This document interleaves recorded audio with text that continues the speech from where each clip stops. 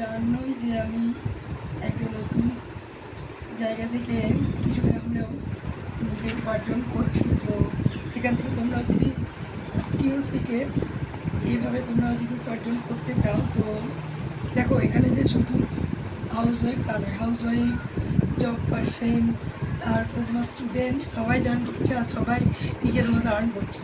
আর আমি কিছু কিছু করে আমার স্বপ্ন, ছোটো ছোটো স্বপ্নগুলো পূরণ করছি, কারণ যেহেতু আমি এখন নতুন তেমনভাবে আমার এখন ইমপ্লিমেন্ট আরম্ভ হয়নি। তো কিছুটা হলেও ছোটো ছোটো স্বপ্নগুলো পূরণ করছি। যেমন আজকে আমার স্বপ্নটা ছিল বলে কিছুটা শপিং করেছি। দেখো সেগুলো কিনেছি, এটা আমার খুব ইচ্ছা ছিল।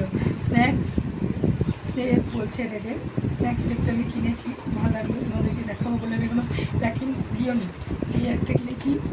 আর তো দেখো এগুলো আমার খুব স্বপ্নের জিনিস, এগুলো আমি নিজে নিজের যোগ্যতায় একটু একটু করে আনতে পারছি বাড়িতে, এবং বাড়ির ঘর সাজানোর জিনিস আমার বেশ ভালোই লাগে কিনতে। তো এই দেখো এটা হচ্ছে কাপ সেট।